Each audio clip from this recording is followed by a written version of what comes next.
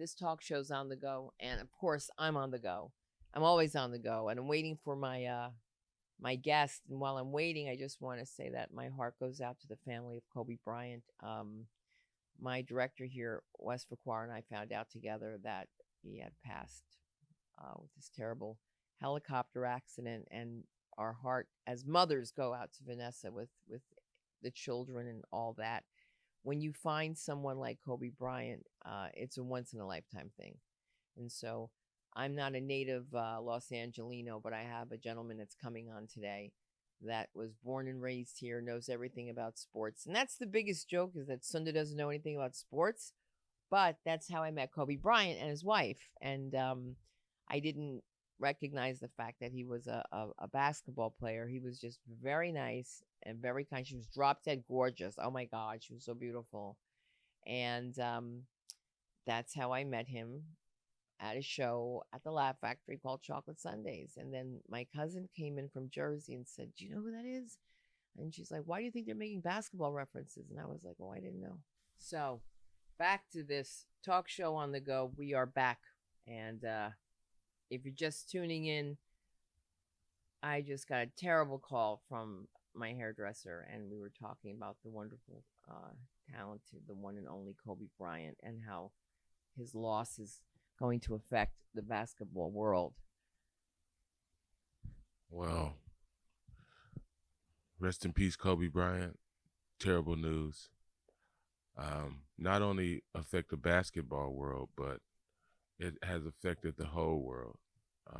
I woke up today, and as soon as I turned on Instagram, I seen several posts saying that Kobe Bryant had passed. And you know, you never can be too sure with social media today if people are putting up fake news or memes or things like that. So I did some research, and I found out it was true, and I was pretty devastated to wake up and hear that Kobe Bryant had passed away when he had so much life to still live and give. So I want to give a shout out to his family, peace, and my condolences. It's a terrible loss for his family, for the world, and also the NBA basketball players and lovers. And I just want to say, rest in peace, Kobe Bryant. My heart goes out to your family, and to everybody out there in the world, just try to keep your head up, man, and take it day by day, one day at a time, man. That's so cool that you said that. I mean, he's done a lot for, they said they did a lot for youths here in LA. You're native, that's why. Yes.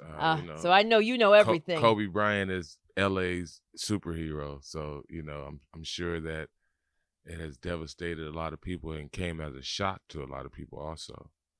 He was doing so well. Yeah, and it's crazy, when you don't hear from somebody or see him playing basketball, and then you just get this shocking news and wake up and they're like, "Oh, Kobe Bryant has passed away." It's like, wow, and recently in my life, I've had, since December to January, I've had about 10 people that were close to me pass away, and this just adds on to the list. So I woke up like, wow, what is really going on in 2020, It makes you feel like you knew him, though, right?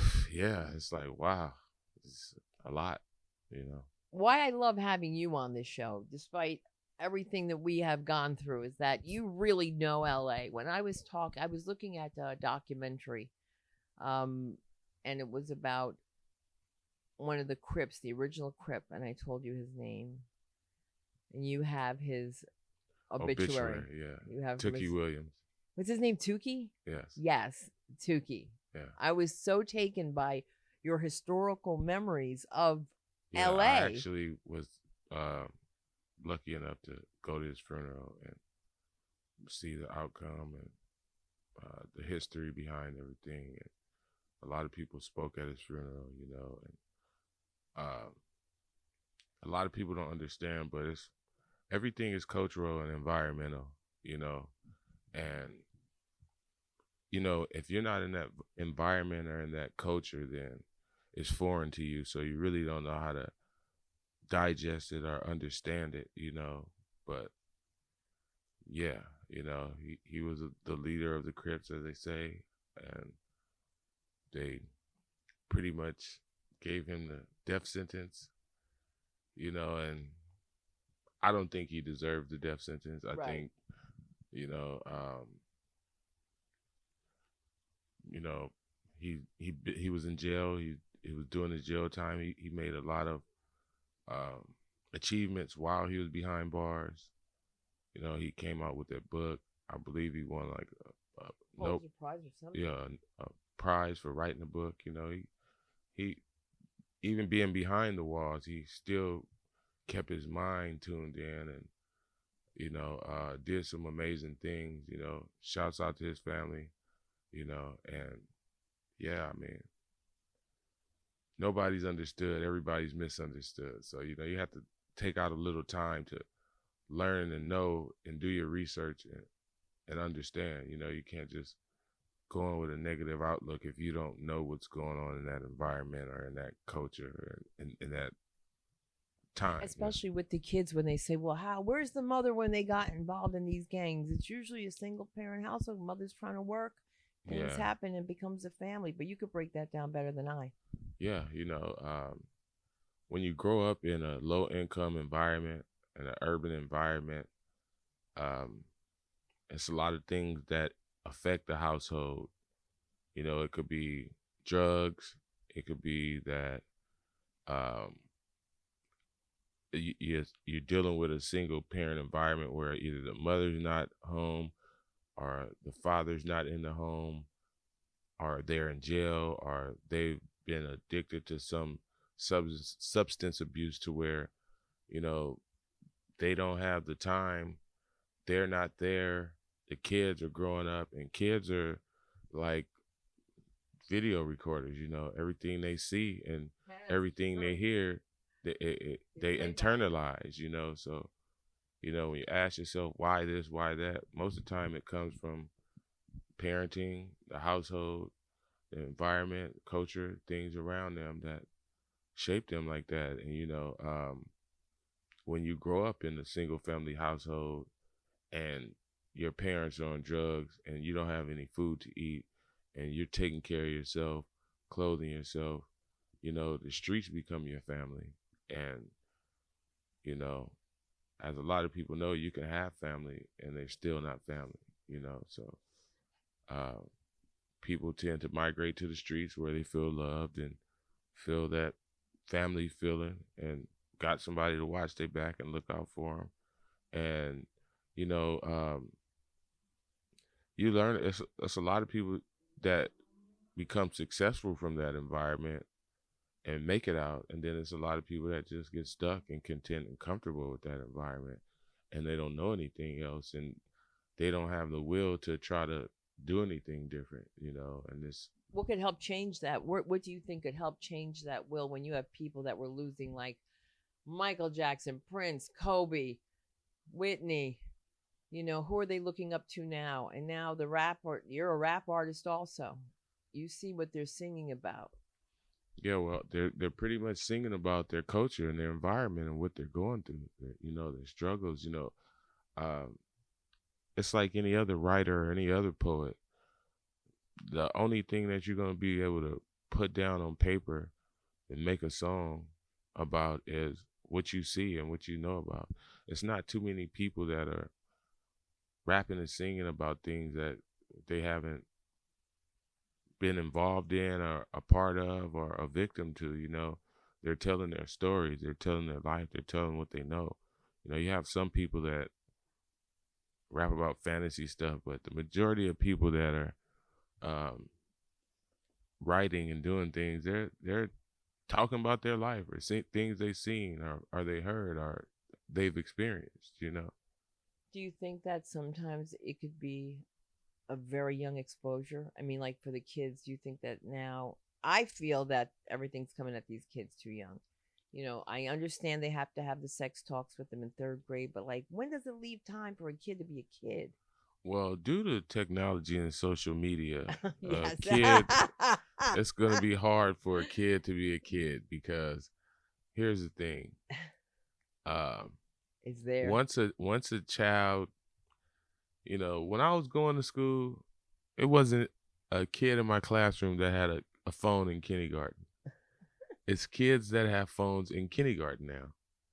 And, the parent you can't supervise a child with a phone 24/7. You cannot. It's impossible, because you have things to do. You have to put the bread and the butter on the table and make sure, kids get clothed and things like that, parental duties. So,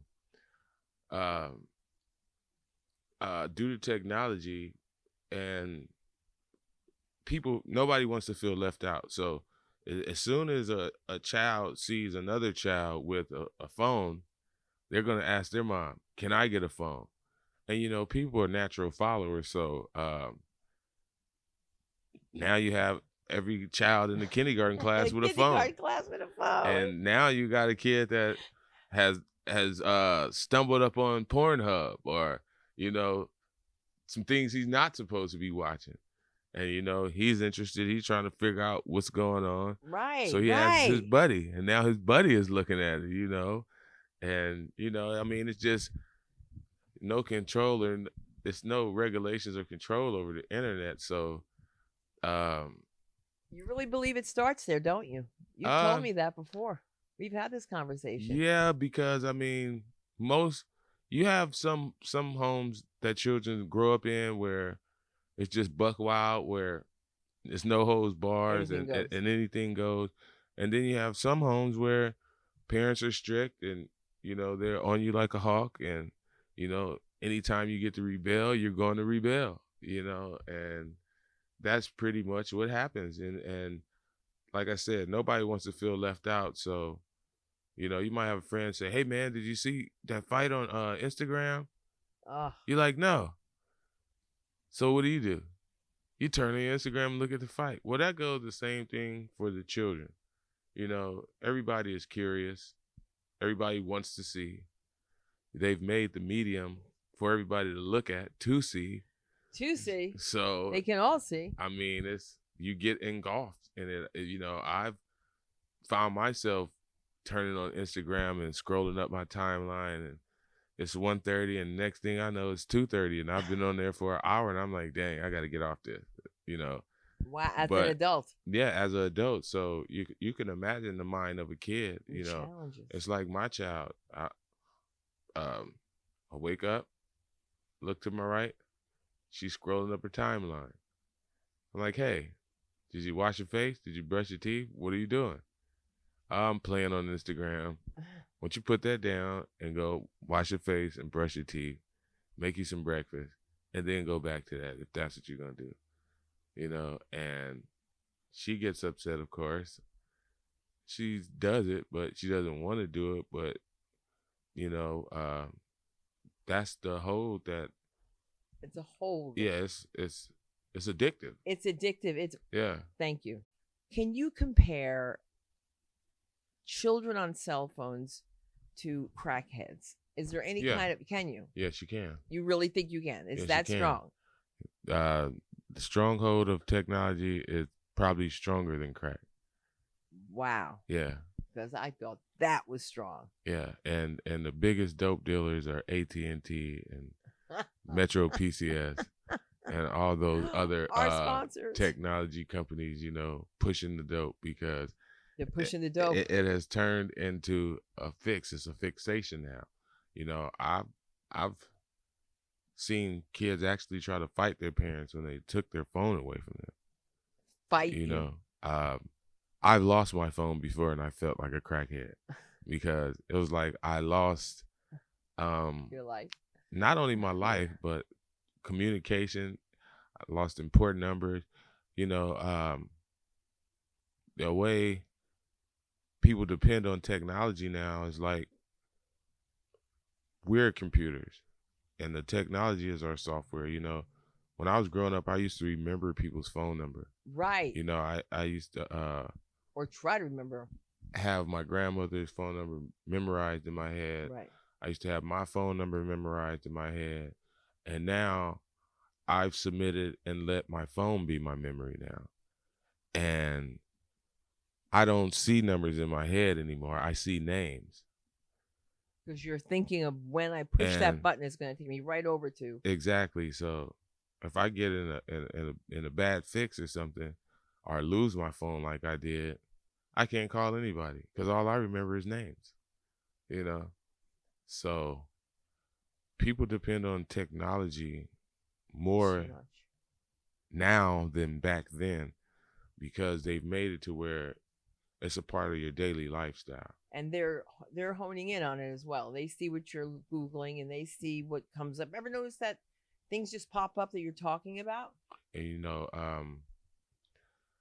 I mean, it's crazy because now with technology, like I was hearing the other day, now the spinoff is people are selling your personal data from the technology that you're using, from the social media sites that you're signing up to, and all kind of things like that. So they had a lawsuit that they just sent me saying it was a data breach. Mm-hmm. I think it was for Experian, if I'm correct. All right. And it was a lawsuit to where they had like so many people filing a lawsuit against them. To now, it's like you file a claim, and if they find your data was stolen, then you're gonna get paid too, And I'm like, wow, just now they're selling people's identities and personal data. That's why I'm against spitting in that test tube thing.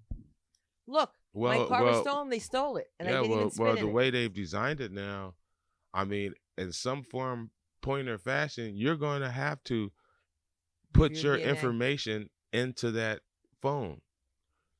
If you want to pay a bill, that's your information. Right. Just to sign up and get the phone, that's your personal data information.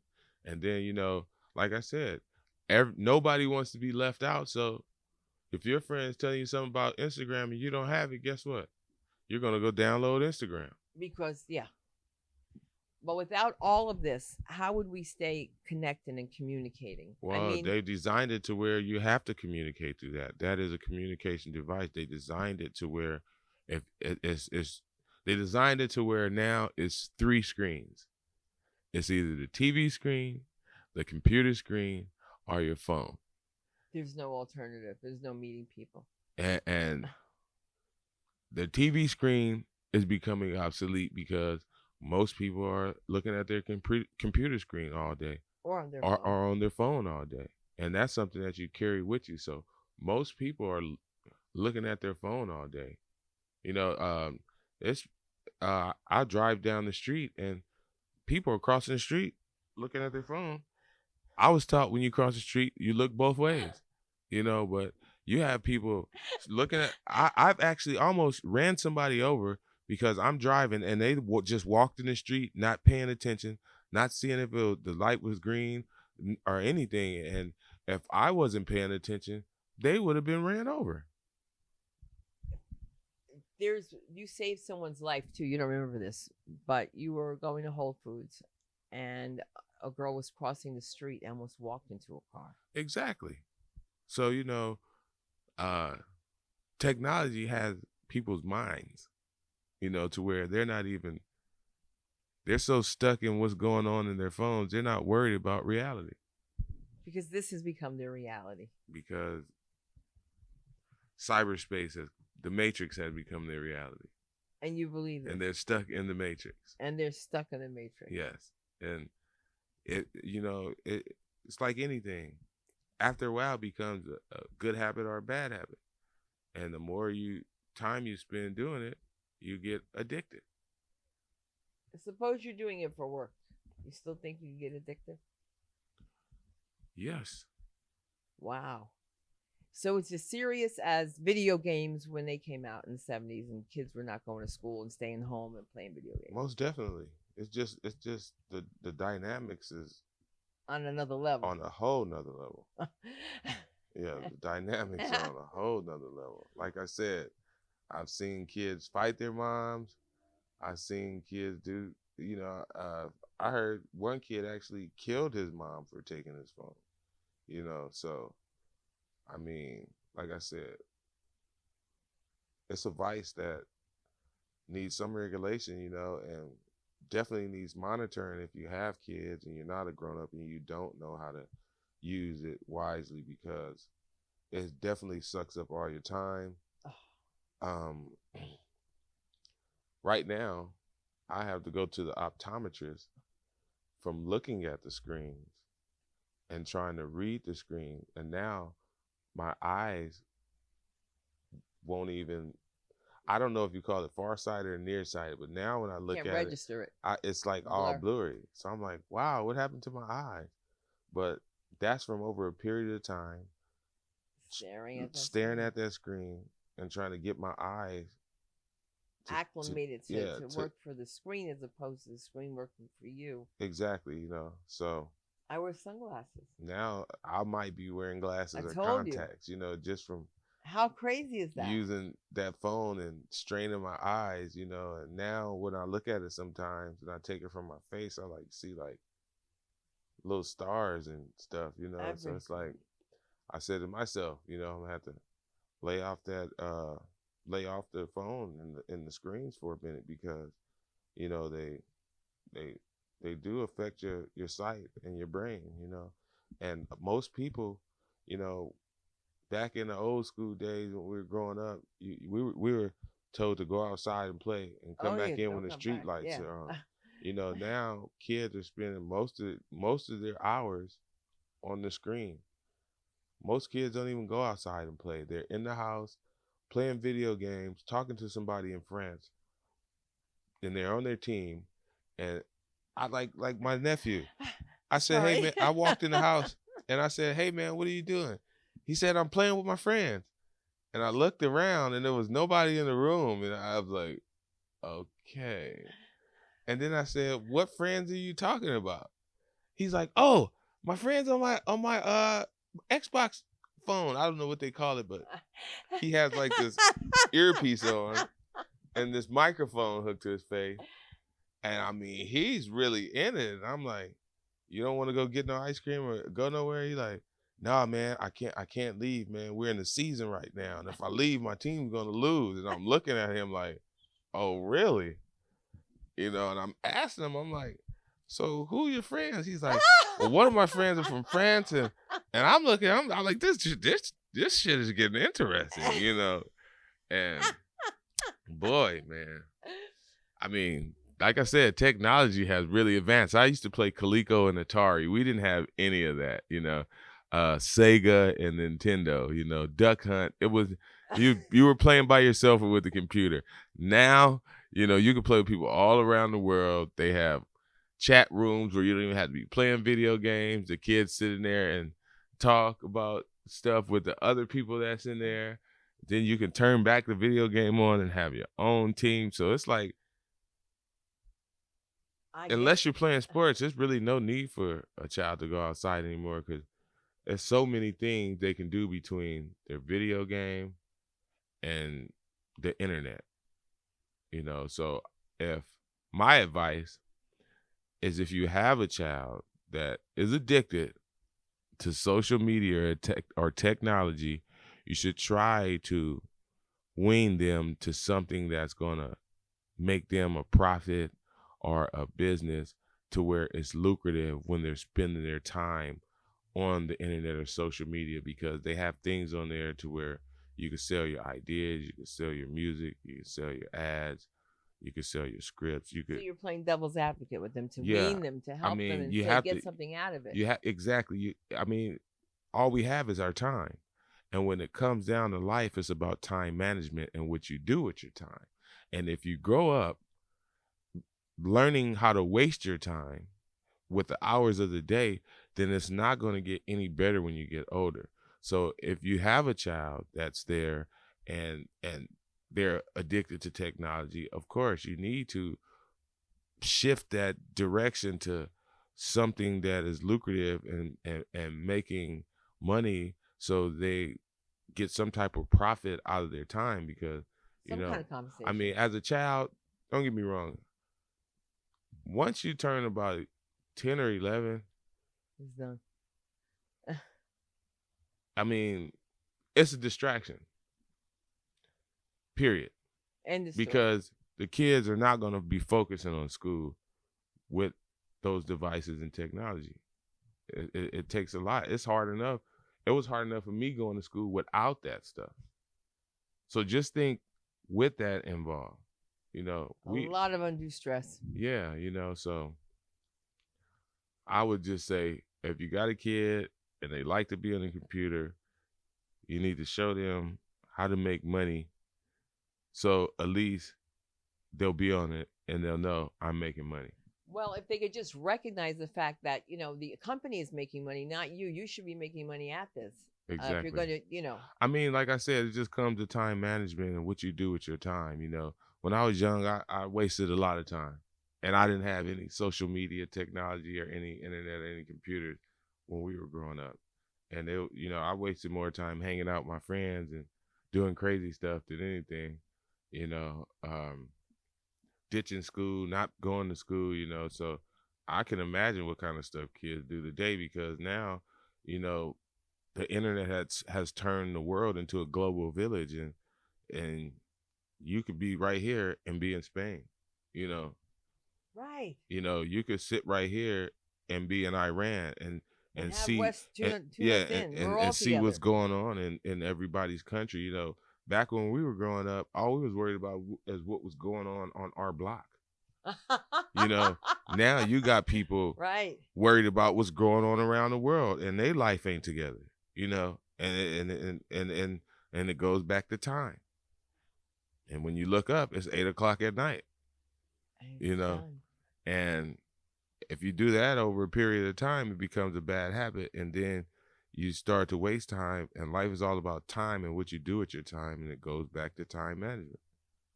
Well, hopefully that if someone's watching this or hearing Anthony, you know, if you think your kid has a problem, that's where I wanted to pull out. So where do you say, okay, now I think he's got a problem? When do you notice when he doesn't look up, when he doesn't communicate? A lot of kids are being diagnosed as being on the spectrum, when a lot of times it's just that phone, man.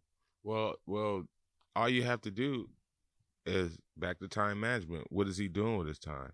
Every time you turn around and look at him, is he using his phone? When he's at the dinner table, is he eating or is he using his phone? You know, when you guys have family time, is he watching a movie, interacting with the family, or is he using his phone? The argument with my daughter will be, I'm reading. She reads books on her phone. But would you bring a book to a dinner to have dinner with people? That's my point exactly. It's time to put the book down and eat. Or talk. Interact with the family. Yeah. Once dinner is over, you can go back to that. But they can't let it go. They can't let you take it from their hand physically. You know, they'll go crazy. Yeah, that's what I said. I mean, like I said, a grown up, I've lost my phone and I went crazy. And I didn't go crazy because of social media or the internet. It was my contacts, my Rolodex of information and numbers that I don't remember and I can't get back. So that means I can't conduct my business and do business. I have people calling for music. I have people calling for me to edit different pieces for their internet shows and their Instagrams, you know, family members, important business things that I have going on. And I'm just sitting, my business is shut down due to losing my phone. I don't have their numbers. Right. And they don't have a number to call me. So now I gotta get a new phone. If I didn't back my phone up, then it didn't save any numbers that I recently got. So I've lost all those contacts and connections. So why didn't you when you got them? Why didn't you make a separate, like I need to do? Yeah, exactly. Just the same reason why you didn't. No, really, our shout out this day began with Kobe Bryant, and that's how we're going to end. We're going to end by saying, rest in peace, brother. We loved you, that's for sure. And Anthony, when they want to hear your music, where do they find you? If you want to hear my music, you can go to www.soundcloud.com/Insider Productions and check out all the latest things I've been doing. If you are an artist and you need music, instrumentals, beats to write to, you can go on www.BEATSTARS.com/Insider Productions. If you find you something that you like and want to work with, inbox me a message, and I'll get the track to you. We'll talk, collaborate, and try to make some great things happen. And that's Anthony Terrell, TERRELL. And this is SUNDA CROONQUIST. And I guess we're gone because this talk show was on the go. We're on the go. And this is Talk Show on the Go. Anthony Terrell, peace. Once again, shouts out to Kobe Bryant and his family. A whole lot of love.